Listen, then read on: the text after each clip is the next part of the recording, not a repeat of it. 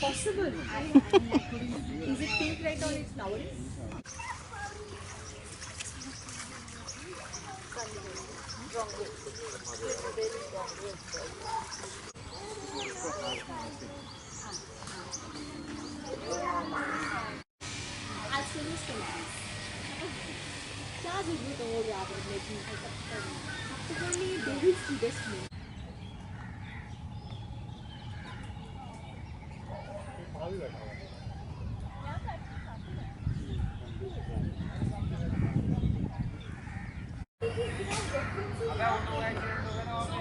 The flowers from here if you want. Yeah, you just remove the flowers. These are the flowers, right? You can pick them up. I would strongly encourage you come and pick this white one. It's a variegated. Variegated simply means the leaf has multiple colors. That's it. Otherwise, it is a fibrous banyan. Yeah. So You can see the roots also. that's what. So another clue is the you have proper roots. So.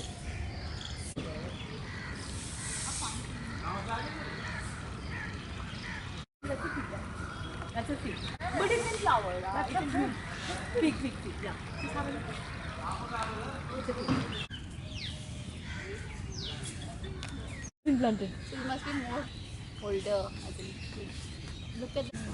Dope. But it's like it doesn't look like anything. So people don't plant it. So dope is one of the best. So if you've read about native trees of Delhi, dope will be one of the most prime ones. But Delhi में है बहुत कम इसलिए तो ये बिल्कुल कोई लगाता ही नहीं क्या है ये कैसा ही लग रहा है yes. For a couple of decades, in fact, the government had mandated is correct that on the roadside only eucalyptus should be Around highway. around it leaves. So this is the kusum tree. Kusum. Yeah. Anybody who, it doesn't have flowers. It's red and it's shiny red. So when people say colors of fall, I say come and see our colors of spring because it's really beautiful. So so this is the kusum tree. That and this is invasive. However, look at the amount of butterflies it attracts. This so it does attract a lot of pollinators. So sometimes we are very confused whether it's good or it's bad. Because these butterflies are called the blues. They're really tiny and they're called blues. Why? Because once they're very small and they're flying very fast. Otherwise, if they open their wings, there is blue. So these are called blues. They're very small butterflies. Yeah. butterflies. yeah, it looks like a very small insect almost. Yeah. So they're blues. They're very, very small. So that's it. But first, let's understand the history of this place. Any idea when it was set up and why? The purpose was quite interesting as well when it was set up. Probably Mughal times. Mughal time there was something here, but nursery was not there. It was also not called Sunder Nursery. So this was set up when Delhi was being planned by Lutyens and Baker. So if you walk around New Delhi areas, every street has some trees. Some trees have jamun trees. Every street has the same tree in different streets. So they needed a nursery to do all that. वहाँ पे तो कुछ था नहीं, वहाँ काम चल रहा था, bulldozers were running, whatnot, right? So they set up Sunder Nursery so that they could breed exotic plants. So it's more than 110 years old because Delhi was announced in 1912. Then it kept building till 1935. So during that time, again also they were moving a lot of stuff from Calcutta to Delhi, right? Because the whole capital, the capital of India was shifting. So for that purpose, they set up this nursery and that is why you see a lot of these exotic plants, right?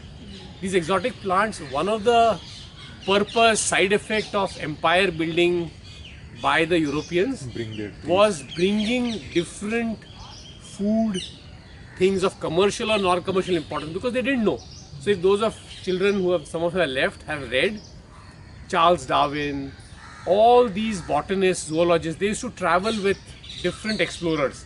When Magellan was going, he had a group with him. When people went to Americas, they had botanists and zoologists with them and they would collect.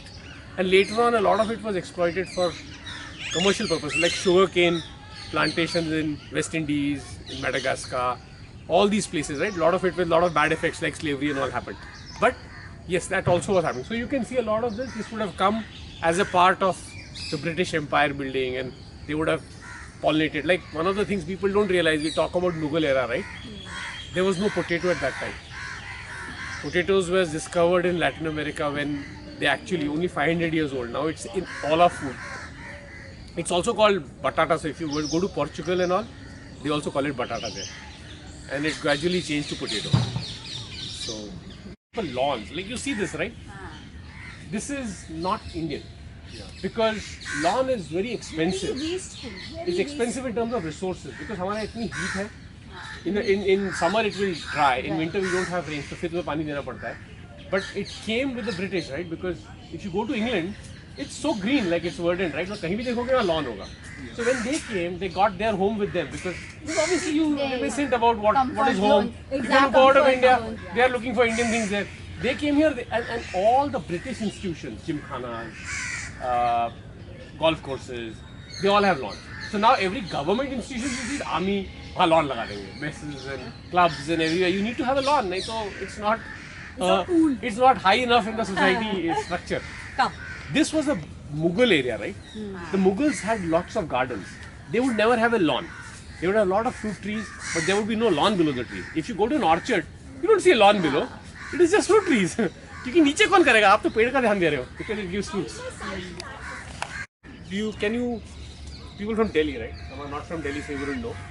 Where are we right now? What is to our south and what is to our north? Guess. Nizamuddin railway station. That is correct. Nizamuddin Basti is that side. What is east of it? Yamuna. Correct. And the big monument right there is Humayun's tomb. And what do we have just north of this? This is east. Sunrise to east and north and south. India Gate. The India Gate. Zoo and then the India Gate. So India Gate is actually that side. Just next to the zoo.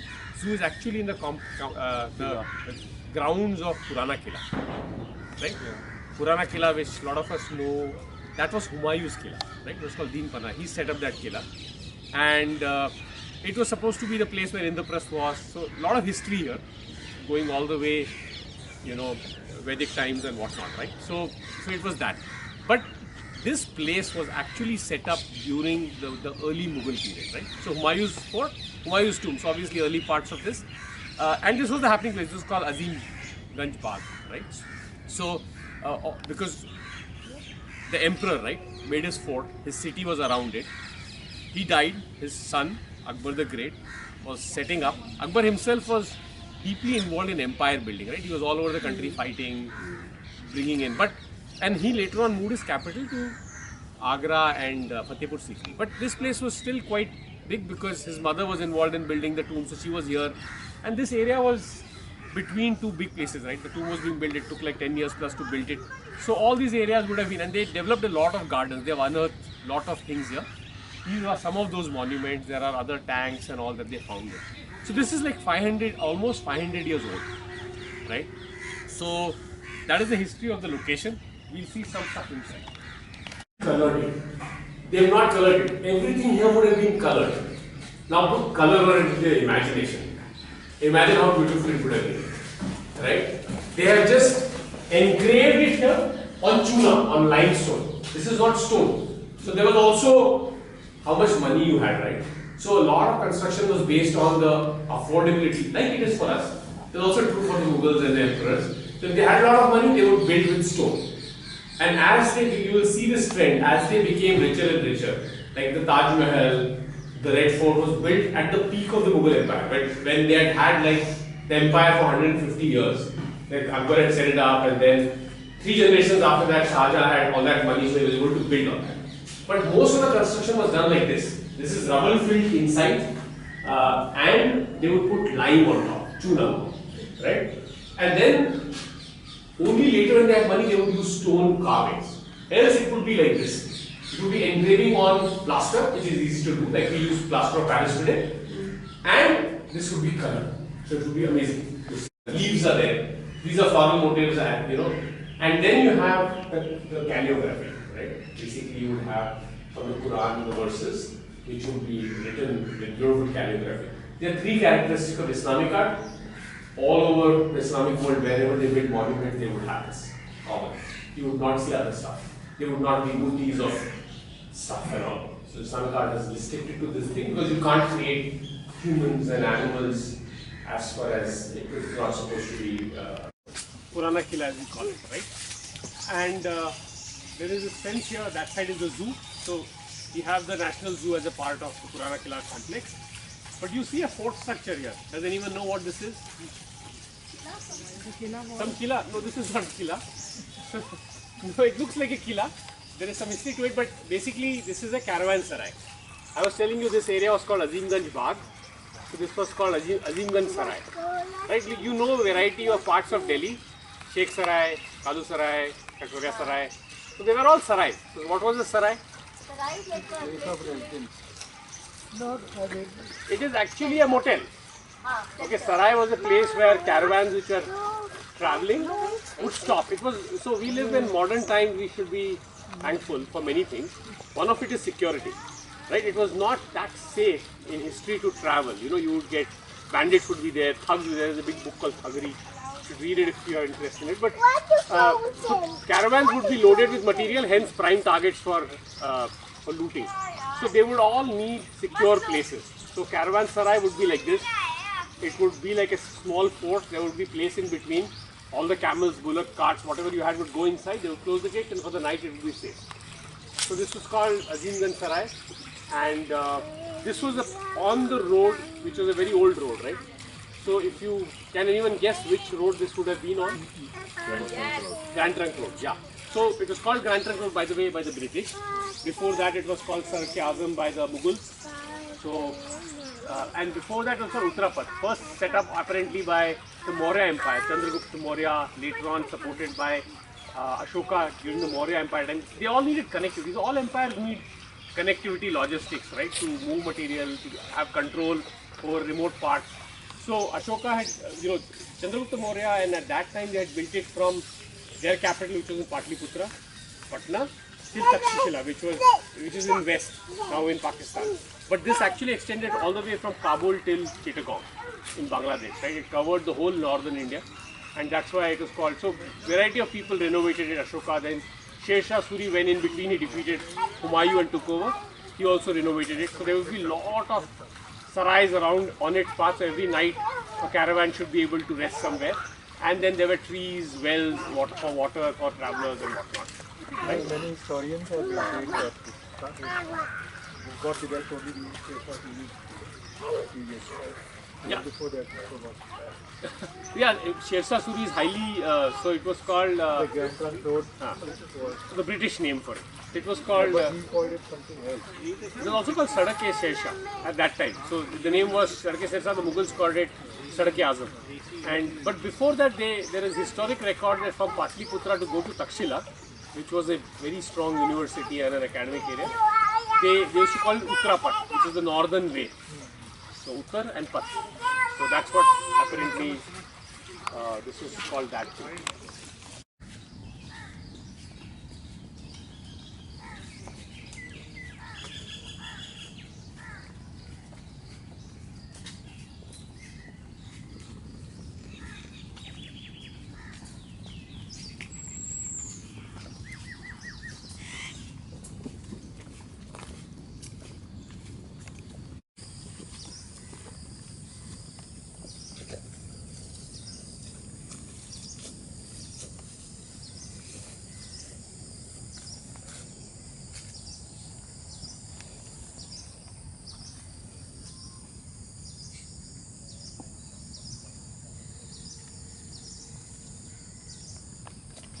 You felt, heard?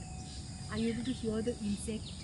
Yes. Yeah, Insects and birds. insects both. and birds both. So that is a good definition of a healthy ecosystem when you can hear insects. Otherwise, the use of chemicals kind of does away with insects on the ground. And in many of our parks, and I know we would have all experienced this, we feel like removing this. This is not clean.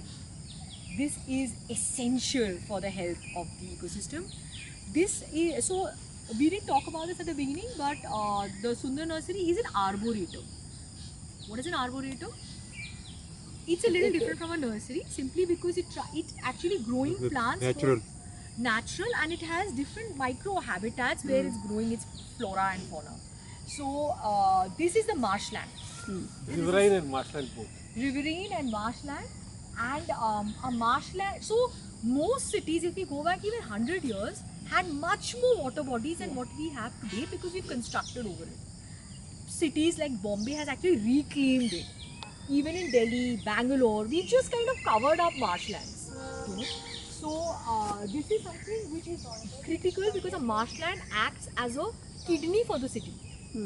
So one of the reasons why we have, for those who are from Gurgaon, choked roads during rains is there is no outlet. The water can't go away somewhere. You have more of these, the water knows where to go. It will just go. It will just sink in. But if we don't have marshlands, so marshland is a very, very important ecosystem. Also, tremendous supporter of biodiversity. As I stand here today, because I teach this, the report which came out last year on biodiversity, the WWF's report, 69% of the world's biodiversity has been lost in the last 50 years. 69%. That is a scary percentage. And 83% has been lost in marine ecosystem. 83%. Which means other than the really big fish, we've really lost it all. And that's damaging to us, because that's how we're going to keep having more and more coronas as we go along, because it's a result of loss of biodiversity. So this is one of the most biodiverse zones, one of the best ways to sink carbon or carbon dioxide is riverine or marshlands. So completely important for our own health. And yeah, so that's a bit about it. Those are water lilies. Lovely place to stand and take a photo.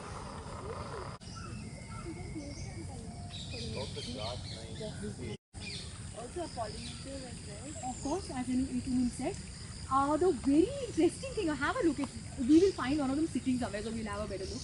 The dragonfly or damselfly is one of the insects which has retained its shape and size and structure since the beginning. All of us have changed. We were Neanderthals and so on, and then now we look like this. This one was like this only, pre-dinosaur age. Already perfect. Already perfect. Yeah? We didn't need to adapt, it was just like fabulous. But yes, if you have, bees have pretty much died out. So, bees are one of our largest pollinators, and without bees, 75% of our food won't come. Not without bees, without pollinators. So, we have an estimate of 4 years to live after the last pollinator dies out. So, it is critical to have. So, which is, I know this is very, very artificial, and obviously we're not. This is not how it should be. It's an educational tool. It's an educational tool to generally help people understand. So yes, so all of those who are here, how can we help increase pollinator population? By planting more. Reasons why bees have died out is because of chemical fertilizers. What else? What's in our consumption that we can do? Buy organic stuff. Even not just food, everything. Honey Yeah, honey, wild honey, wild honey. So be a consumer of wild honey, because that encourages basically more and more local such. Yeah. You guys are so on. So yes, so that is pretty much reduce your consumption, and you will have a lot of things being more alive. bees entered the conversation. Bees used to be not restored. This is a bug hotel, and renovation is happening. Diwali pe na har koi renovate karta hai. So that's why. Don't touch it. This one. This right. So this is, but now it's been revived again because of its. Everybody, you're getting late for a football, no? So sit like that.